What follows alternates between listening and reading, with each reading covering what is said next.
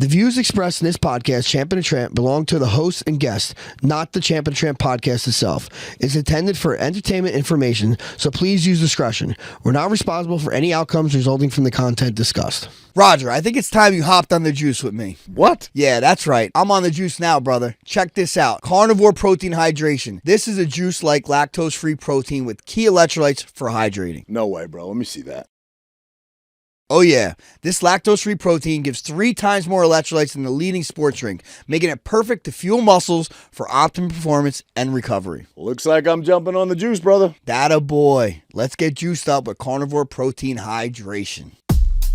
Real show, here we go. Real show, here we go. You know that it's gotta be that time, so this is what we chant. What keeps on getting them all amped in advance? Come on. You and I rocking out with Iron Man, FE. You get the general's point of view on top of Roger's rants. Whenever tapping out, we're putting the most minutes in. You already know what that's about, you know that winners win. Crush whatever's on task, check the podcast. It's the champ and the tramp, let the bomb blast.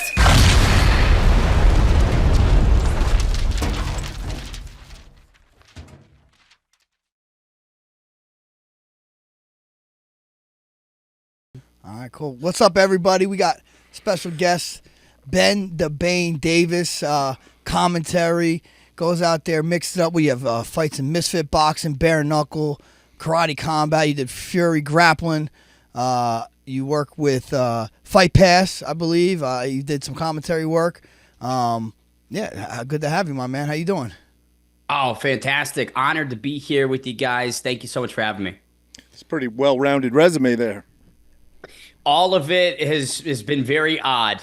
And you're only 25 years old, right?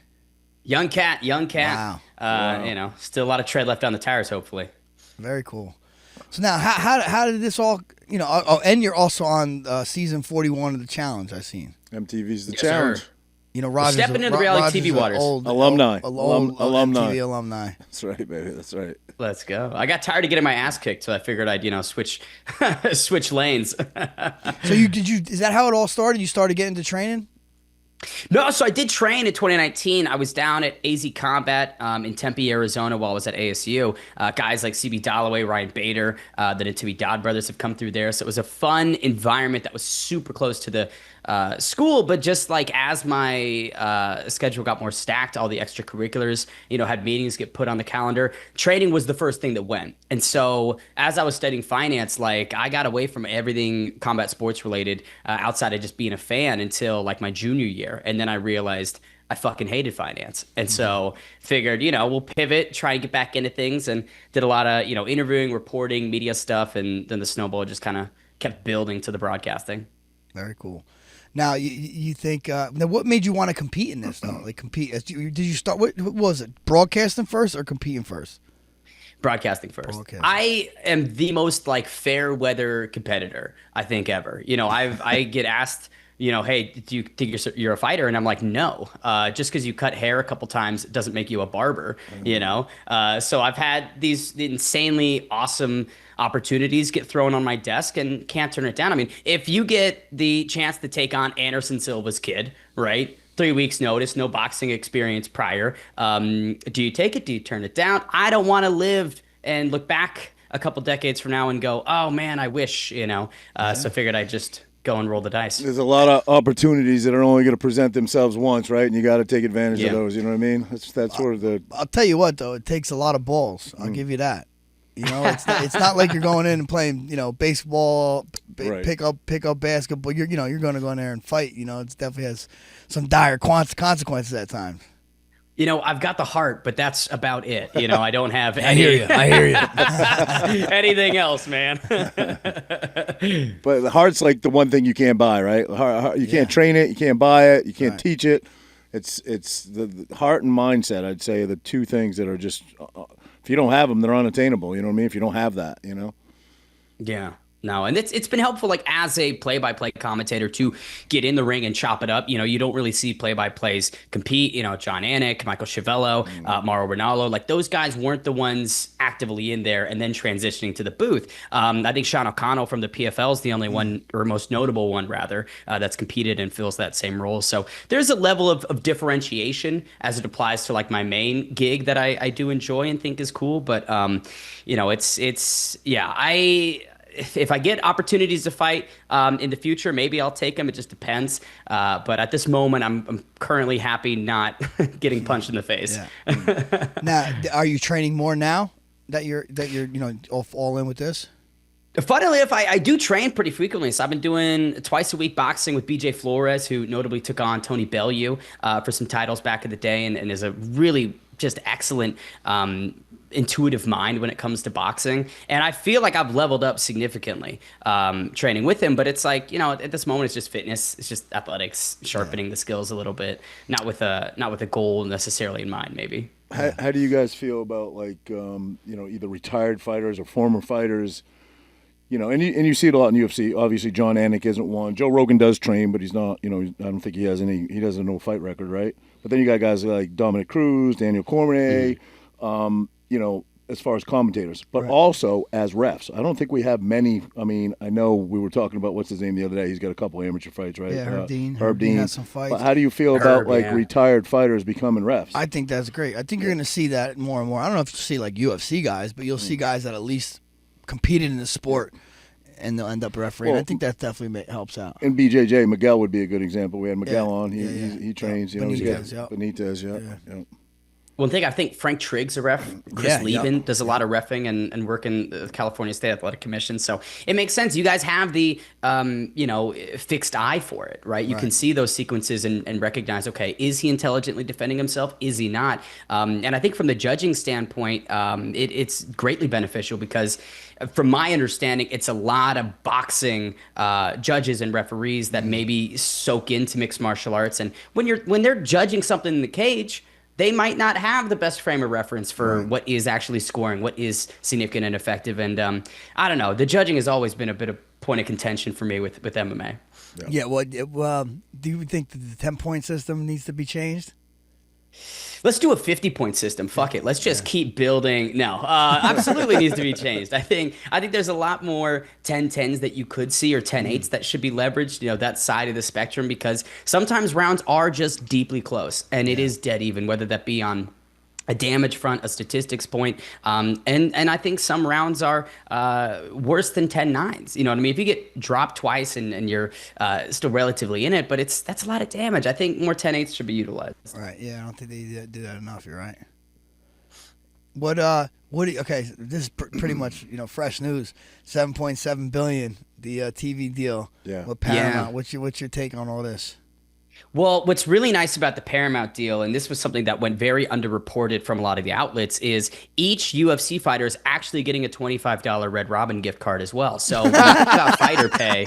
I think it's great for the business, obviously. It's what Dana wants. He wanted $1 billion per year. Now he gets 1.1. I think the move to Paramount Plus is going to be really fan friendly. There's been so much anti-fan rhetoric for the last couple of years, right? Putting fights in the apex super consistently, not being on the road as much, maybe not putting on the fights the fans want to see. But now if you reduce the yearly financial investment from, I think it was $1,125 on the ESPN model is what fans needed to pay each year to legally watch everything. Now it's $130, $140. With a Paramount Plus subscription, until they up their subscription, until it gets jacked up. Because I've seen that Paramount, they bought UFC for $7.7 billion.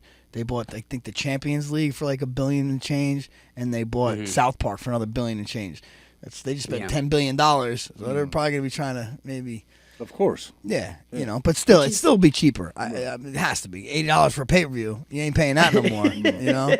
Wasn't a big deal back in the day when there would be a fight on every once in a while. Now it's pretty much every weekend, right? Yeah, right. For the most part. Yeah. Well, I think what's most interesting is you don't hear anything inside the reporting about where the Contender Series is going to wind up, where Ultimate Fighter will be, Road to UFC. So for Paramount to pay $7.7 billion and all they get is the 43 UFC events per year, that's like mind-boggling. Right. 25 mil per UFC event is like, Yeah. that's crazy. Now, do you think that they're also going to get the Contender and maybe Ultimate Fighter or some other stuff along with that? I mean, do they have the money for it? Yeah, so that's 100%. They spent everything. So you know? that's not in the deal though. That's not in the deal. That's that they just legitimately signed? just for the pay-per-views? Wow. They literally are just the pay-per-views and the fight nights. And so my thinking is, and I did hear there was a little bit of reporting today about the TKO boxing moving to Paramount potentially as well soon. And so if they're shilling out money for the fight nights, the pay-per-views, and TKO boxing, I mean, would they even want the Contender Series and the Tough and the Road to UFC? It's like, you got the big fish. Why not let that, populate to other platforms and consolidate, the bottom line a little bit? Right. Or this. What's going to happen with Fight Pass though? That is a wonderful question, especially considering it is one of the big points of employment for me. Let's hope it sticks around. Guys, there's so much value in it. We shouldn't get rid of it. I do think there is value. Like a lot of local promotions get shown on Fight Pass. The grappling events are on Fight Pass now. Yeah, I mean, just the library. Just that library is good to have. Yeah, I was going to say the library, right? Yeah. It'll always be on there, right? Especially the classic fights. Right. No, I never see Fight Pass going away. I think that the UFC has such a really expert understanding of like the means of production. They control every step of it, and Fight Pass is just another asset that they have. And to your point about regional promotions, this is exactly what the sport needs: is all of these platforms, getting the chance to get the UFC rub, to get that exposure and be introduced to bigger audiences. And that does have a trickle down to local shows that is always great to see. Now, not every Fight Pass show is created the same. Budgets are different all over. Right. I was looking at an Alaska FC show, and it was quite literally just a camcorder on a tripod in somebody's backyard. Oh, wow. And I was like, I don't know if this is Fight Pass worthy. Fight Pass quality. Yeah, I was like, I don't want to be a dick. We're all operating on what we can, but I mean, by God, at least have two cameras, right? Two angles. Hey, I'm actually commentating this Friday at the Victory Fighting League card. That's in Times Square. I don't know if you've seen that. So Let's go. You got any pointers for me? I've done a little commentary. I've done it for Brave Fighting Championships back, 6 years ago now. Brave's not even around anymore, is it? No, Brave's still around. Is it still around? They're still cooking. They're still cooking. Yeah. Hey, man, it's all about just breaking it down. It's condensing. That's what color I think is at the best level, is making the complex easy to digest for the layman. Right. Right. Keep it simple. I'm used to that. I got Roger as my podcast partner. I got to keep it simple all the time. Hey, that's a fair assessment for sure. Who you hot on right now in the, we'll say keep it UFC. Who you hot on in the UFC right now? Oh, gotta be Ilya, right? Well, that's already known already. Oh, you're talking about somebody coming up? We got to get that guy at the Bernabeu in Madrid. Pack that. Give Ilya's 100,000 fans arena show. Man, I think it's difficult to not be jazzed about Malcolm Wellmaker. You think about bantamweight, the path to the title is, I would say, relatively open for the most part. Yeah. Yes, there's a couple guys at the top. They're doing Sanhagen. Jan's on a great win streak at the moment. But, to get to the top 5, I feel is pretty wide open. And yeah, Marab's kind of ran through a lot of them already. Exactly. And Malcolm's not a young dude. We think about prospect, but he's fucking 34. So I think there might be some fast tracking that needs to be done. So in terms of people I'm hot on, I mean, that kid's white hot. Yeah. How about this Fluffy Hernandez? Yeah, I saw he looked good, man. Wasn't it on an 8-fight win streak, right? Yeah. And dude, the way he choked his ass. I know. That had some bad intentions on it. You know what I mean? That had some stink on that choke.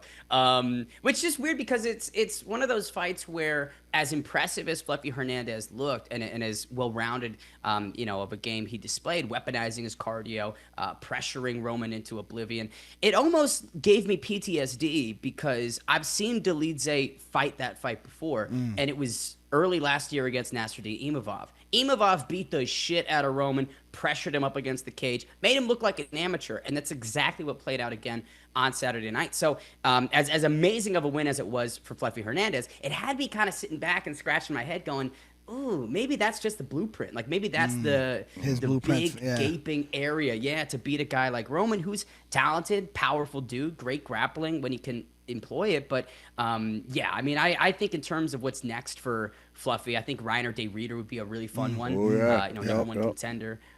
Someone said Israel Adesanya for Fluffy next, and like, let's not give Adesanya a grappler. You know what I mean? Like, let's. Well, you know how the UFC likes to do. They like to use their stars to build up other stars. So that's. No, Izzy's done too much building for others, man. Let him have a good send off. Yeah, man. Yeah. They don't do that too often. That Fluffy guy's got like star quality too in his interviews. His characters, he's talking about like not remembering shit. He's like, I was probably stoned. I don't remember. He's got a funny delivery with it. So it's kind of the total package there. Yeah, he said he had 4 joints rolled at the first. He's like, I'm ready. Smokes a lot of weed. That guy fellas. said he doesn't remember a lot. He's like he doesn't do any research on the guys he's fighting or anything like that. It's great, man. That's great. So how was your BK experience? So bare-knuckle boxing was the stupidest thing I think I've done, which is obvious, right? Like bare-knuckle boxing, nobody with the right mind jumps into that. The camp itself was good. Like that's what sucks about how the fight went is I felt really great in camp. It was the lowest I'd ever been at 151. 6 full weeks where in the past couple outings I've had, it's been like 3.5, 2 weeks notice, not really conducive to success, right? But to have that time to just dedicate 2 a days, worked on everything and anything, got so much hard sparring in, and was just feeling good. I was like, my eyes are great, my shots are landing, and then the fight happens and I just got the shit beaten out of me. It dropped 4 or 5 times and then ref waves it off and I was like, shit. Did you get any cuts? There was one cut below my eye, and then I had 2 black eyes the next day, but relatively unscathed. What's funny about it is Oscar Willis, who I fought, great buddy of mine, he broke his right hand on my jaw. So for the next several weeks, he had a ton of issues with his right hand, whereas I just, popped right back. So it's hard to chew. Hard to chew a little bit. That's about it. Yeah. So I was like, when you think about long-term damage, I hurt him more than he hurt me. There you go. That's the thing with bare knuckle, though. I mean, you're even if you're on the giving end, not the receiving end, there's so many people break their hands. Yeah. Cuts are inevitable. They're going to happen. They're coming to Jersey actually, October 4th. Yeah. Are they really? Yeah. Trying to get our boy in there actually. Let's go, the comeback, baby. I know, right? He's I'd returning. I'd love to see it. I don't know. Money talks, right? Money does talk. Hey, Dave's. Listen, if Feldman's putting on that $25 million tournament next year, then they should have enough in the tank for Mr. Frankie. Yeah, that's right. true. That's true. I do love BKFC. Put a pitch out for me. I mean, you are the face of Jersey fighters. Yeah. We'll coming here, so.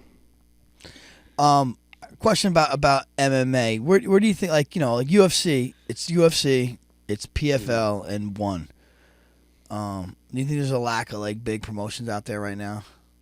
I would almost strike ONE from the record right there. I mean, when's the last time they really did a mixed martial arts heavy event? You're right. It's basically the 4-ounce kickboxing and the Muay Thai, which is great. I don't want to. Whenever people bring up one championship, it's always in a mixed martial arts context, and unfortunately, I have to then completely shit on it, tear it apart, because when it comes to mixed martial arts, that's not really who ONE is. Right. Stick to their lane, which is the kickboxing and all that. But yeah, with PFL and UFC, it's tough that they're really the lone rafts in the ocean for fighters to congregate around and try and make livings off of. I think that PFL has, since 2018, done so much experimenting, and when something doesn't work, you do see them change it. It might take them a long time. Don and company are slow to pull the trigger on some changes, like elbows and whatnot. But I think they're figuring themselves out a little bit as time progresses. Because what you see with the UFC and developing the Contender Series and developing all the Fight Pass shows, that's them building the base and then to the UFC and then beyond. With PFL, they're doing the same shit. You see all these regional shows, PFL MENA, PFL Pacific, PFL Africa, PFL, Europe. That's just them reverse engineering and right. building their feeder leagues, and then you get to the world tournament, and it's confusing because the way that they translate it is Champions League and that, right? Yeah. it's What are tough. we doing? I got to win this tournament to get into that tournament, and then when I win that tournament, I become the #1 contender for the actual belt. Like, what the fuck are we doing? We're dealing with fight fans here. They're not the most, they can't follow the stuff too good. Exactly. You got to condense it. But I think that, the one thing that they do so well, Don and everybody at the PFL, is raise money, is get, venture capital funding, and they got a big bag of money to work with. Unfortunately, like many organizations in mixed martial arts, they're losing a lot, so you got to find ways to generate. I really, from what you hear, at least, the only promotion to make money in MMA is the UFC. Yeah. That's it. Yeah. That's One was taking a lot of fighters from the UFC, a lot of guys that contracts were expiring, right? And they were paying huge paydays for a while, weren't they, over at one? A couple, not a lot. I don't think a lot. I wouldn't say a lot, but definitely a few. They got Ben, they got Eddie. Yeah. No. Well, Sage went over there. I think Northcutt had a couple fights. Yeah, they had a couple guys, definitely. I don't think that was their model, though, getting UFC guys, but they're definitely going to take them if they can. Right. No, it's interesting with Demetrius Johnson and that whole Ben Askren trade, because I think that was crazy.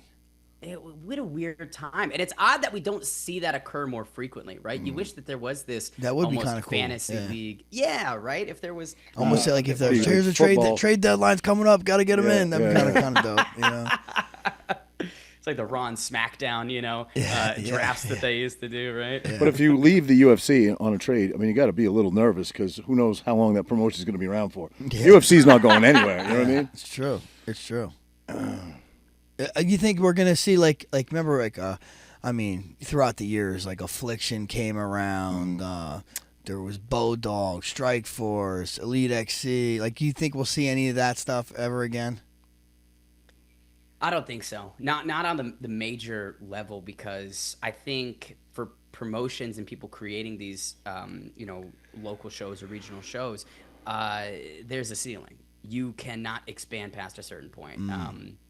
And your top talent is going to grow out of you quite quickly. Right. If they're doing well and they've got 5, 6, 7-0 record on the regional scene, they're probably going to get looked at and plucked. Well, speaking of Affliction, didn't they only have one, maybe two fights? And Fedor was their big, because the UFC couldn't get Fedor signed. So didn't he do that one fight promotion with Affliction? He fought with and then it collapsed, right? He fought Brett Rogers or something like that, I think.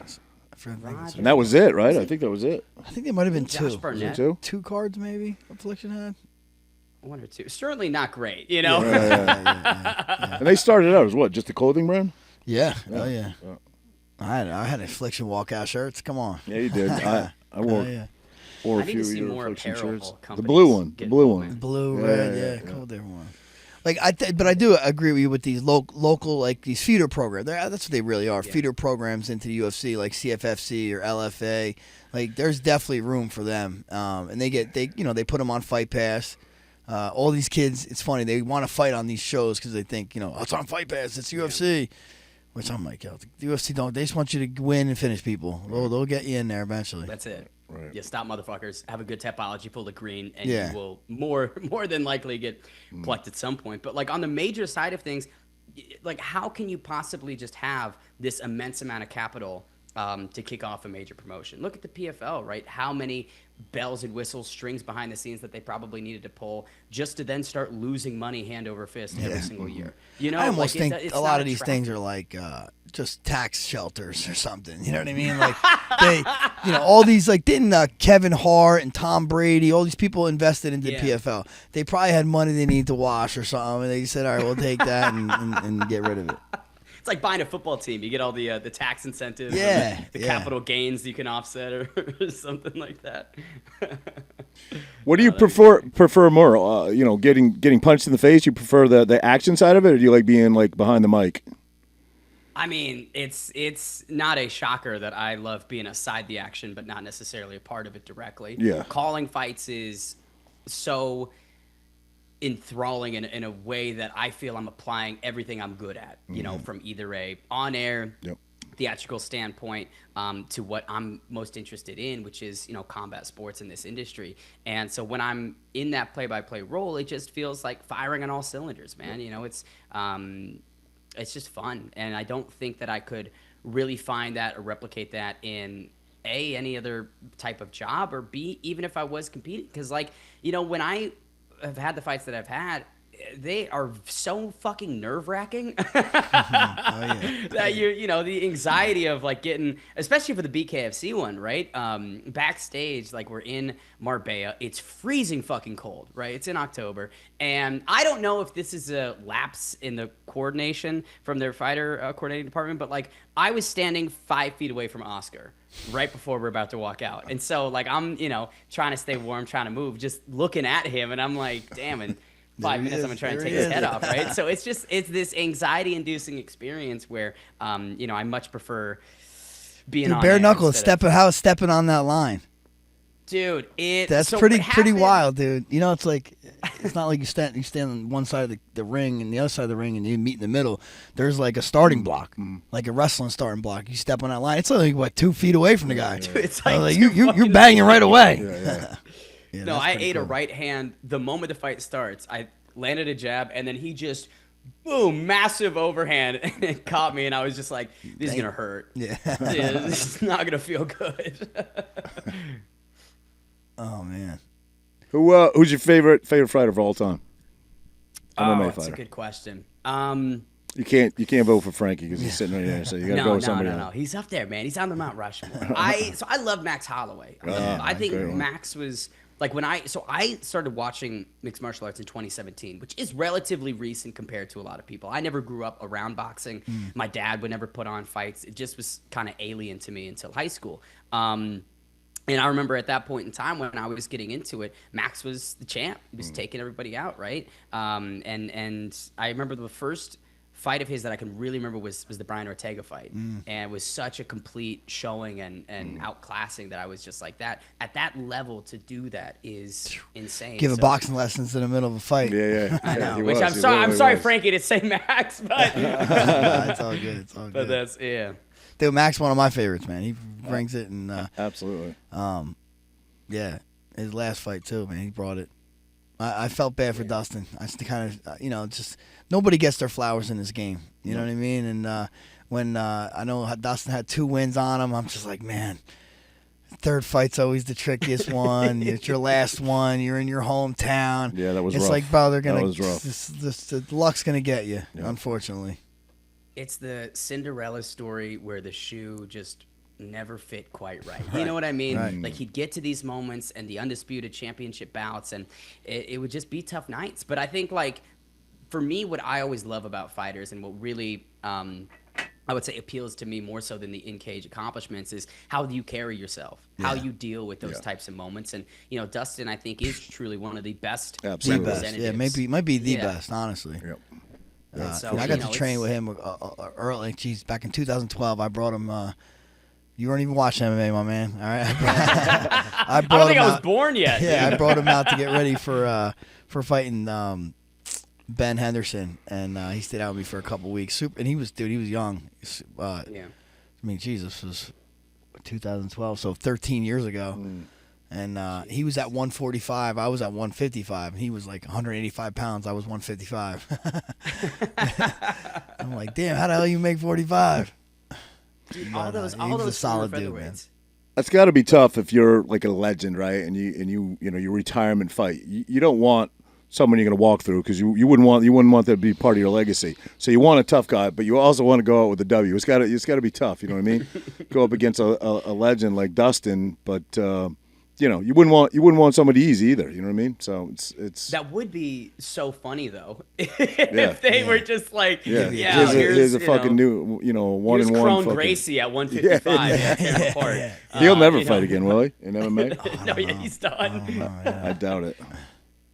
It's crazy how, and again, my ignorance on the whole history of MMA might be presented here, but with the Gracie family evolutionizing things back in the day, and now in big 2025, you just don't see the effectiveness from maybe that team, that group, which is it's interesting to me how this sport is developing in real time much quicker than any other sport, which I think is interesting and hard as fuck for a fighter, right? Because in 5 years, every best practice training wise is different. Everybody's got different styles and whatnot. I mean, I can't imagine trying to fight through all that, but as a fan, it just is cool because you think every couple of years, man, the calf kick. I know Ben Henderson was doing it way back in the day, but to see it popularized, to see it be effective, and it's kind of gone. It's kind of went away a little bit though, right? Yeah, people fight it out. They figure it out. Yeah.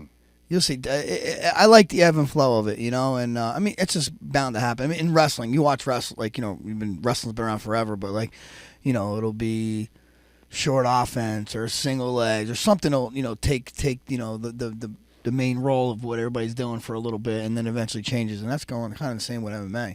Wrestlers with that kill it for a while, jiu-jitsu for a while. But to me, like everybody, now you have to be well-rounded. You have to know everything. Yeah. You can't miss any part of the game. Well, I think that's why the Gracies were so good in the beginning, right? As a lot of people didn't know the ground game. Yeah. They knew it really well, so as long as they could get you to the ground. Now everybody has a ground game plus striking plus kind of. Yeah. Or if you don't have a ground game, you don't get taken down. Yeah, you know what I mean? You're one or the other. In your guys' thought, who is the maybe most well-rounded fighter right now in the UFC? Jesus, man, you got to give that to Ilya or no? Oh, yeah. He doesn't use his ground game a lot, but they say it's phenomenal. Well-rounded, most well-rounded. I mean, well-rounded. Jon Jones, just because he could. Yeah. He probably, you got to give it to Jon Jones. He could do it all really well. I mean, he'd spinning back kick, put him away. Cyril Gahn submitted him real quick. This guy could pick whoever he wants to get you out of the way. Took DC down.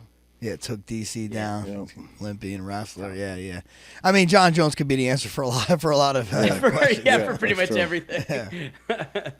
That's kind of the funny thing of getting into the sport when I did is a lot of Jon's maybe best and biggest accomplishments came prior to me watching. Right. And so it was, it's just it's. Well, Demetrius Johnson, he's another one that's super well rounded. Absolutely. Yeah. Demetrius has lost once or twice. Once. I think he lost a couple times. Did he? He lost to Cruz. He lost to Cruz. And won. He He got knocked out by Adriano. Right? Yeah, lost to Cejudo. Yeah.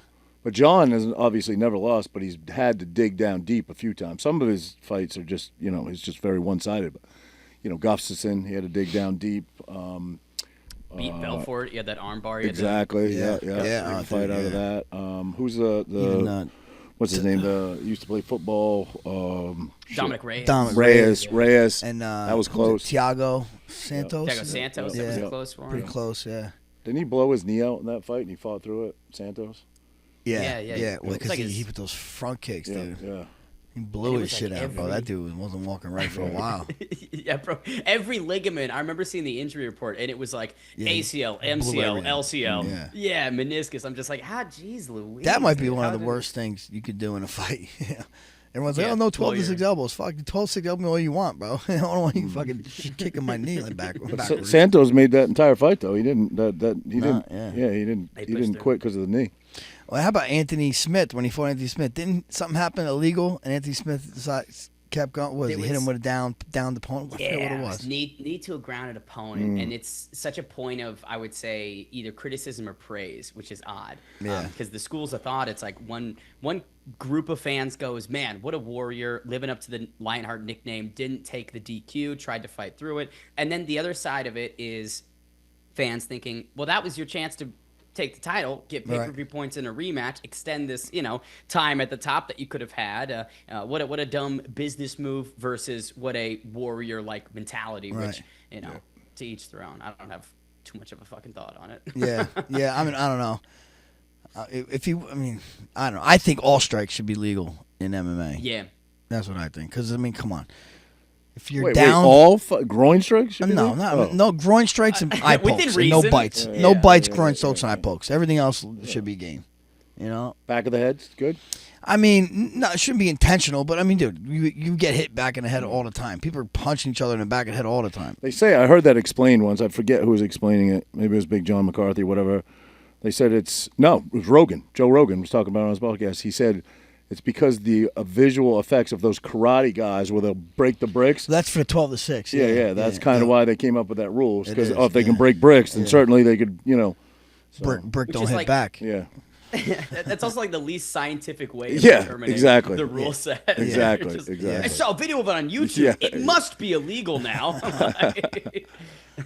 No, but to the point, like, you know, as much as I love Aljamain Sterling, what he perfected is that level of weaponizing the rule set where he kind of dance on the ground, stay grounded, and then strike. And as effective as that is within the sport, Frankie, I think I agree where it's like in maybe a more unregulated combat sports setting, that would not fly. No. You couldn't just plant on your knees and survive. Kind of changed the rules a little bit like that. You have to have, you know, now it's a hand down don't matter. It's got to be like a knee or an elbow.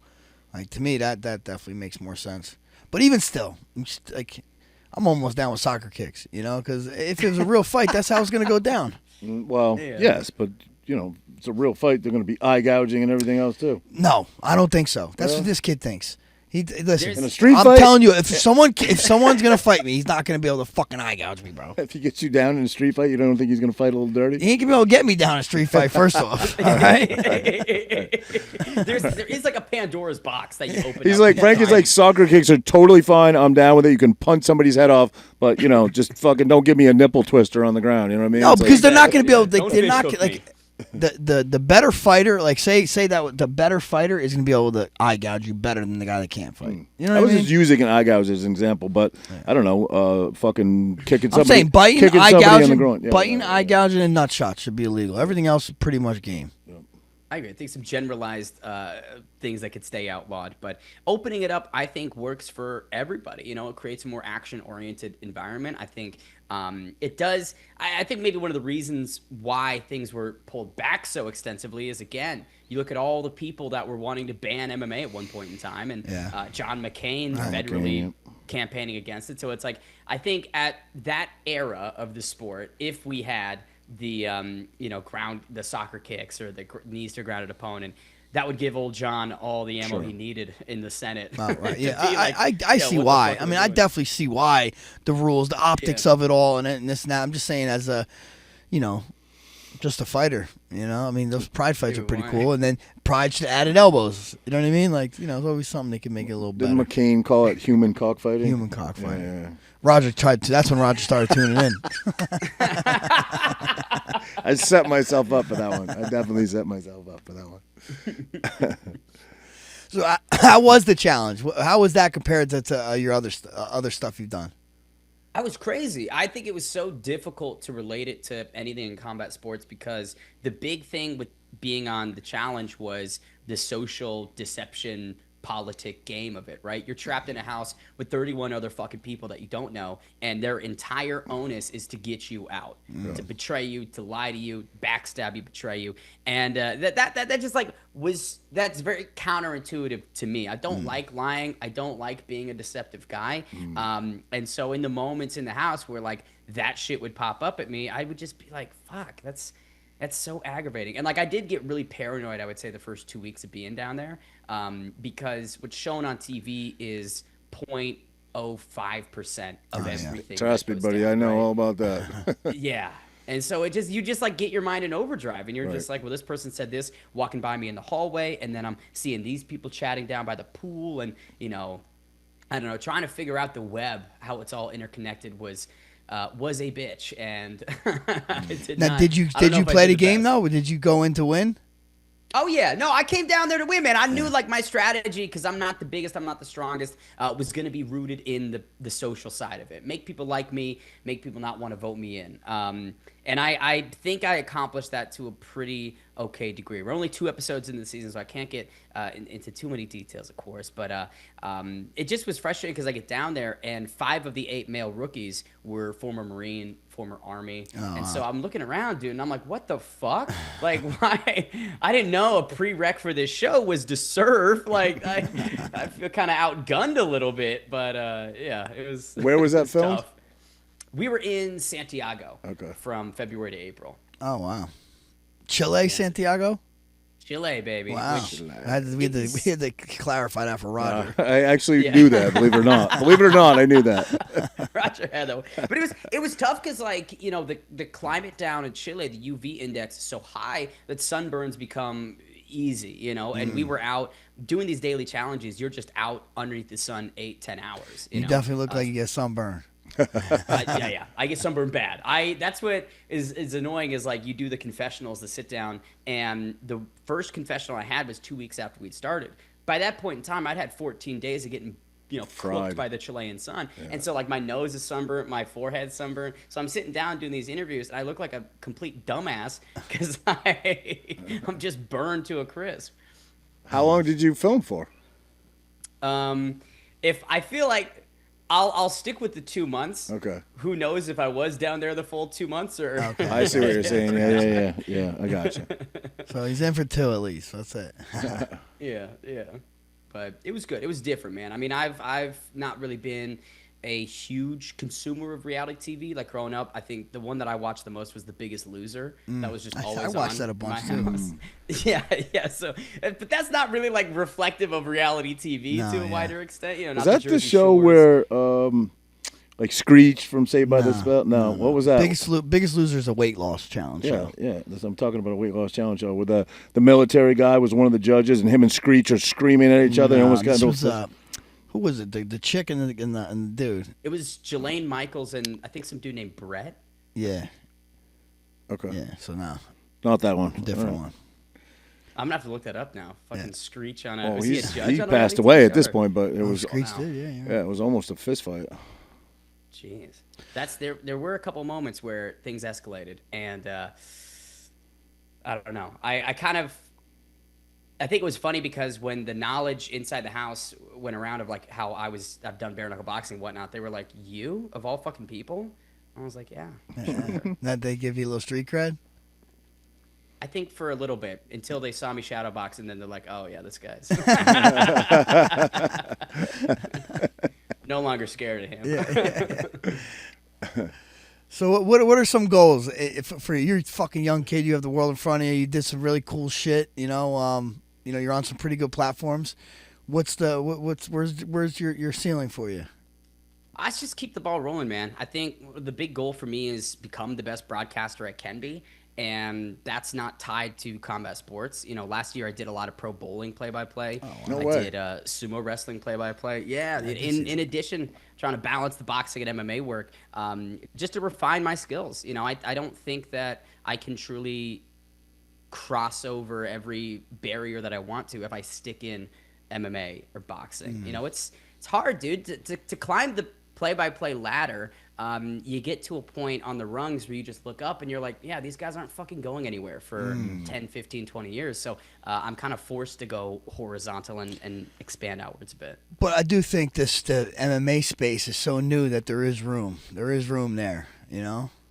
There absolutely is. And there's a lot of different promotions, and opportunities to call fights for. But, at some point it's like, you got to be a little bit more selective about where you go. I can't just be rolling up to nowhere, Montana for $50 a show.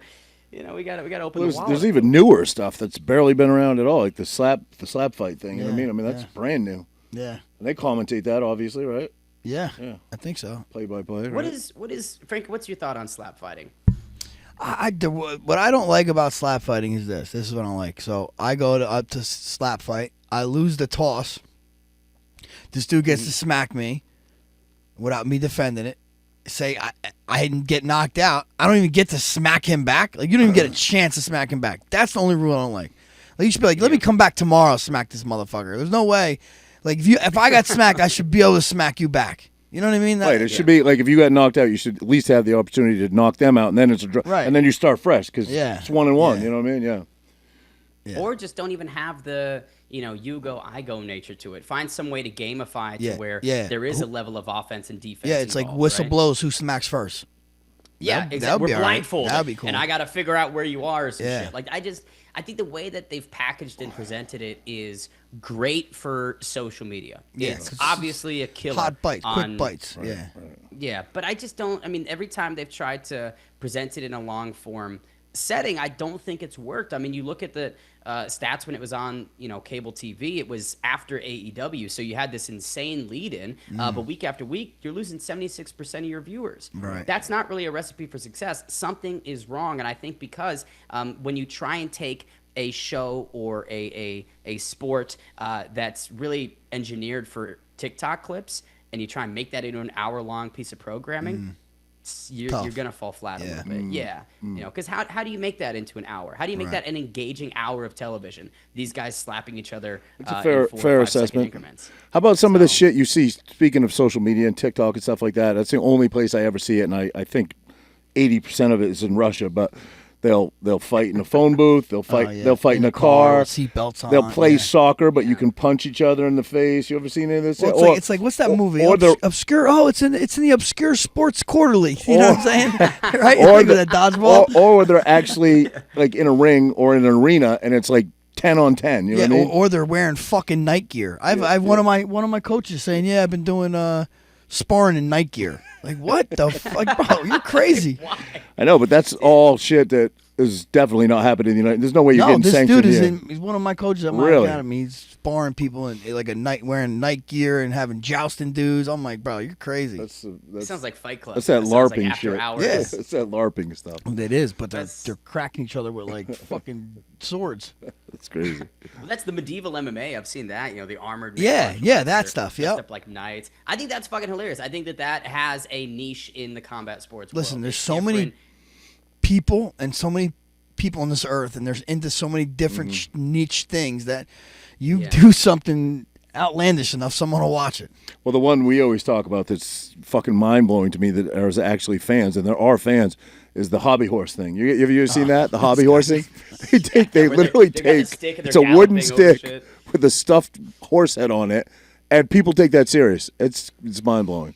It's tough because, on one hand, I want to be like so respectful to everyone's interests. You want to do what you want to do. Like I empower you to do that. But on the other hand, I'm like, that's the dumbest thing I've ever fucking seen. Absolutely. Like how can you extract any type of happiness from it? Like what is the rubber payoff? But that's the beauty of life. First time I saw it, I was like, oh, this is like a skit. It's a skit. First time you saw it, Roger, I could do that. I could ride this horse with no hands. Yeah, just clenching, dude. No, I will say the one that I love the most is Fight Circus, because that's where I think it all gets put together. So in Phuket, Thailand, I've worked with them a couple times. They'll have a variety stylized show where you do have a literal fucking phone booth inside the ring and people boxing in it. You've got tire fighting where your foot's in the tire, their foot's in the tire, you bang it out. We've done one where it was it's like a hockey fight where we put a tarp over the ring, lubed it up, and then had heavyweights box each other. And they're just like slipping, sliding. It's hilarious, man.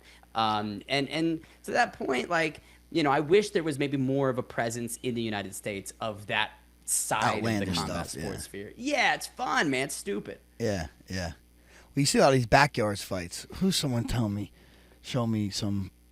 Did Demetrius Johnson train one of these backyard guys or something? Yeah. Yes, he did. Yes, that's that Sentence, Scarface man. He was guy. training Death Sentence. Yeah, Death Sentence. Yeah. Oh my God, that guy. That's like backyard fights. That's pretty wild. It's funny because, like, DJ, and he just went and trained with him again, funnily enough. But it's like there's a clip going viral of him getting upset at Death Sentence. I saw that. Snapping at him a little bit, right? I saw and that, it's like, Demetrius, what did you expect? Yeah. He said he wasn't going taking into it the serious zoo. enough.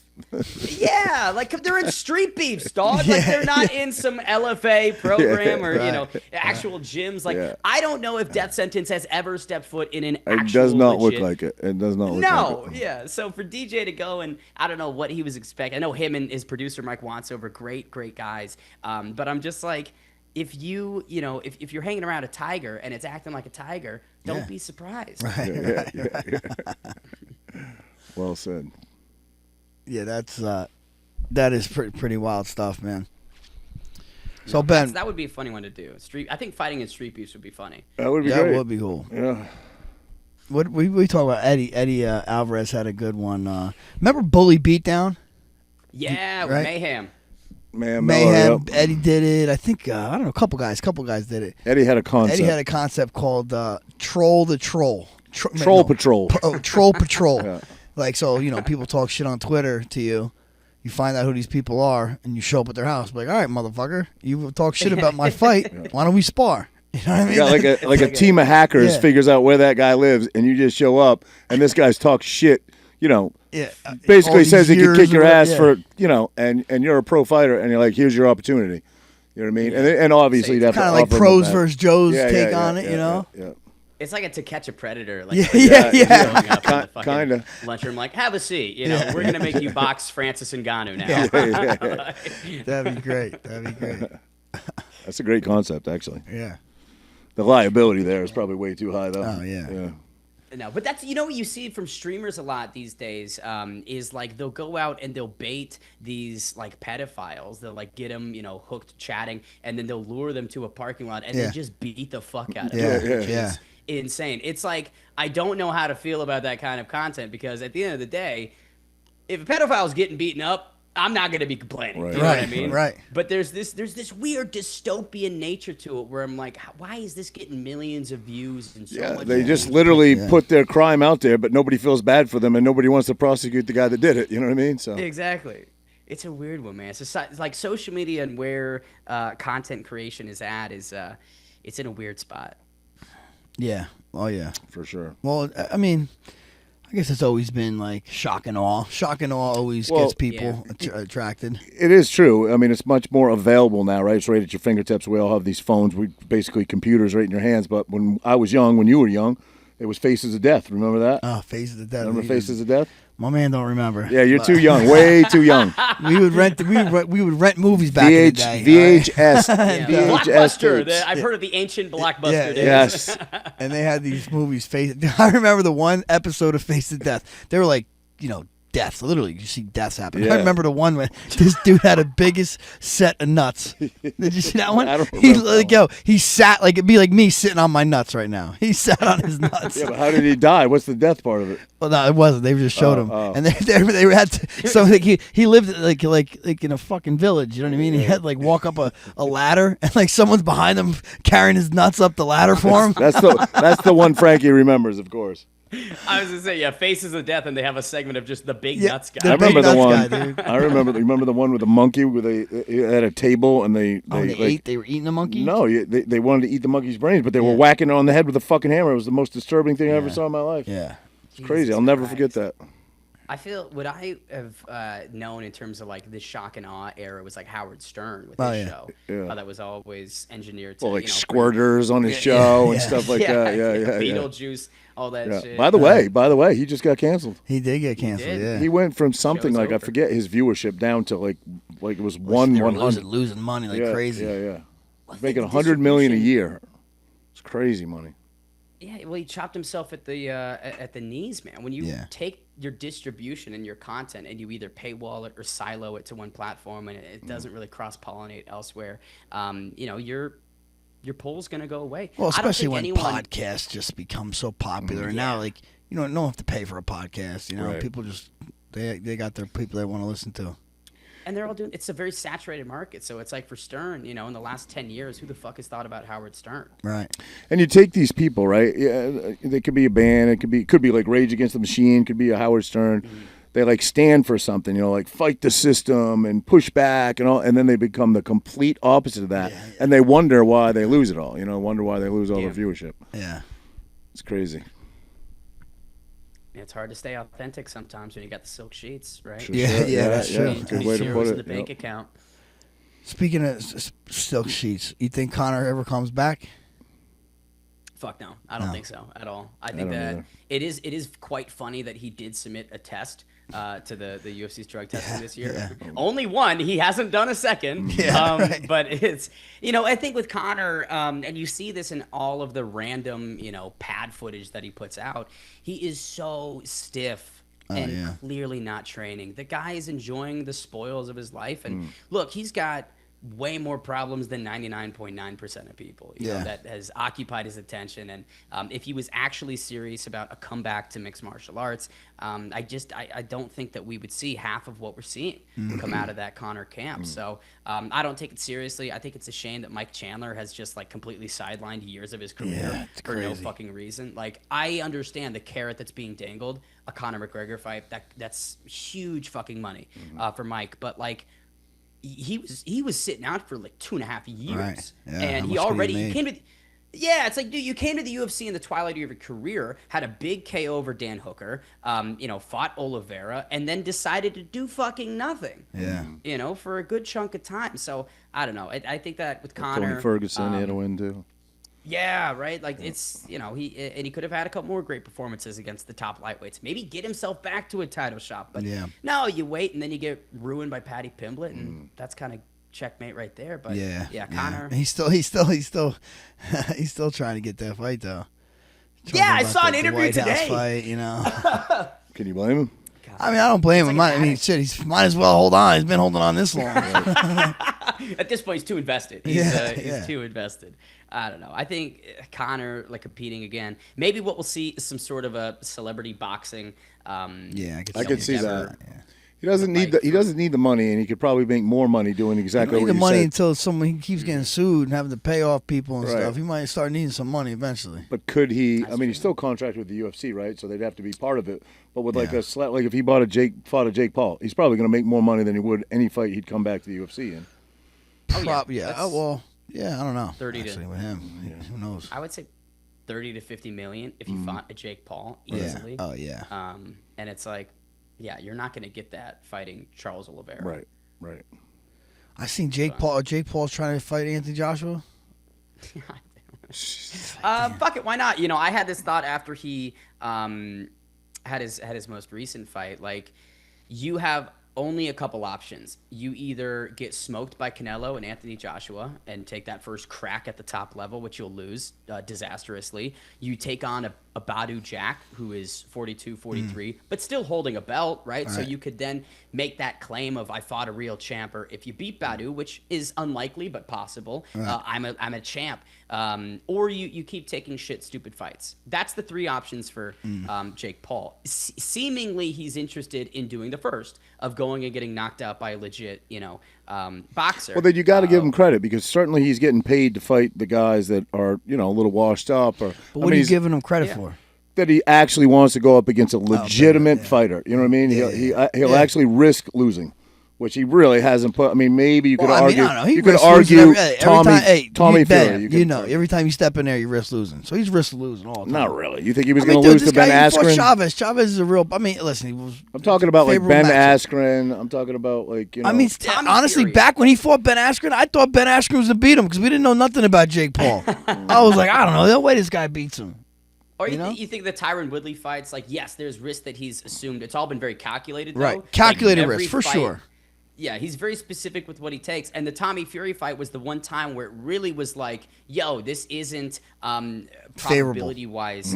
Yeah, exactly. And he came up short. And then you saw him rebuild with some easier opponents of the Nate Diaz, bringing Nate up 30, 40 pounds. Mike Perry bringing Mike up a ridiculous amount of weight. And then, of course, the Mike Tyson shenanigans happened, which, that was a fight, I suppose. But what really bummed me out about Jake, and I don't want to just shit on him fully. I do want to give him credit for what he's done, women's boxing, platforming Amanda Serrano, Katie Taylor. That is very, very commendable and noteworthy. But in December of 2024, when you're on a press conference and you're shitting on Chavez Jr., saying that he's an easy fight, not entertaining, I want someone harder. And then in July of 2025, just 7 months later, you're asking people to pay pay-per-view to watch you fight that same fucking person. It's that level of hypocrisy that I think is not really criticized enough about him, And so, I think those are the three options. And he's a competent boxer. He's spent 7-8 years with really the best in the world and unlimited resources. He's gotten good. He's hit the ceiling. He's plateaued skill-wise. That's going to happen when you try and pick something up at that stage of your life. But if he wants to go and take on a Canelo or AJ, he'll die within 2 rounds. But I do think there'll be that level of, hey, I can respect it, at least, that you went out there against someone that was at that world-class level. Yeah, for sure. All right, one last question before I let you roll. What about since you mentioned it, Canelo and Bud Crawford? What do you think on that one? It's kind of a tough fight for Terrence, I think, in my opinion, because you're coming up, and I think that the shots that Canelo has eaten from some world-class talent, even at weight classes above where this one's going to be taking place, shows that I don't know if Terrence can be able to hurt him. I think Crawford's going to have that speed. I think he's going to be a little bit more agile, but Canelo's eating some big shots from big dudes. Yeah. I don't think Terrence is going to be able to floor him. And so the question for me is, when you get later into this fight and nothing Terrence has thrown is stunning or hurting Canelo, will Terrence be able to weather the storm of a heavier-handed guy who's experienced these larger weight classes? So I don't know. I feel like we've seen this a couple times, this type of fight where a lighter class guy's coming up against someone that's proven and tested at higher weight classes. And the big thing that always stands out is the ability to absorb shots and take damage. Yeah, I it's don't quite think a bit Terrence bigger, is. Yeah, so full respect. I love the fight. I think it's great, but I think Canelo's going to win. Good for boxing for sure. Absolutely. I just wonder if Canelo's overlooking him at all, because he's almost like, in those couple promo stuff, he's like, man, you think he's like, this he's like, bro, I didn't ask to fight this guy. Yeah, I don't think about this guy at all. I was like, damn. He's like, who you fight? He fought nobody. I'm like, damn, he's dogging it. Like, does he even respect him? You gotta respect him a little bit. It's kind of crazy, dude. Yeah, the Errol Spence fight was great. I mean, that was like such a beatdown from Crawford, right? He's so top for Canelo notch. He's top notch, but he's Yeah. going up almost 20 pounds. It's not that doesn't go well, we all know when you go up that amount of weight, you are a completely different fighter. Your offense and defense is drastically changed, and again, I think your ability to absorb shit is going to be wildly different from what we've seen. And the gas tank is too. Like, can your stamina hold up when you've got that extra weight? There's too many questions on Terrence Crawford's side. There's too many questions for people to comfortably pick him, in my opinion. Yeah. Yeah. Well, Good gaining weight is hard. It's definitely not easy. So when you're training hard too, trying to gain weight, put on weight. I remember George just saying that. George St. Pierre, he tried putting weight on for 85, and he was like, dude, it was tough. It was so much tougher, because I think who is going up? Well, Islam's going up, and Islam was saying he's having a hard time. And George is like, dude, don't even worry about putting weight on. Just whatever you weigh is better than trying to put weight on. I'll make it You know look what? easy. Some people have a tough time putting on weight. Me after a little pasta carbonara. That's a pound right there, baby. I've got a hard time losing the weight. Well, Ben, man, it was good having you on, man. Definitely enjoy your perspective. Tell the fans where they could catch your stuff, see you where you're, maybe commentating, check you out on Instagram, Twitter, all that stuff. For sure, man. At Ben the Bane Davis on all platforms, on UFC Fight Pass, lead play-by-play for APFC. We just had a great event in Richmond, Virginia, September 21st. We're heading back to Milwaukee, Anthony Pettis' stomping grounds, for another great show. All of the reality TV challenge fans, you can see that on MTV every Wednesday. And I've got this companion podcast called the DNR Pod with my good buddy Riley Osborne, color commentator over at Misfits, where we break the episodes down. So if you want that, that's where that would be. But I appreciate you guys having me, man. It was great chatting. Yeah, no, really good talking. Good, really enjoy your perspective, and I wish you nothing but the best in all your endeavors in the future, my man. Yeah, you're a young man with a bright future, man, for sure. So wish you all the best. Hell yeah. Thank you, guys. Appreciate you. Talk soon, buddy. Take care, brother. What's up, guys? Make sure you follow us on your favorite podcast platforms. You can find the links in the description below. And if you've enjoyed this episode, hit that like button and share it with a friend. Your support keeps us growing.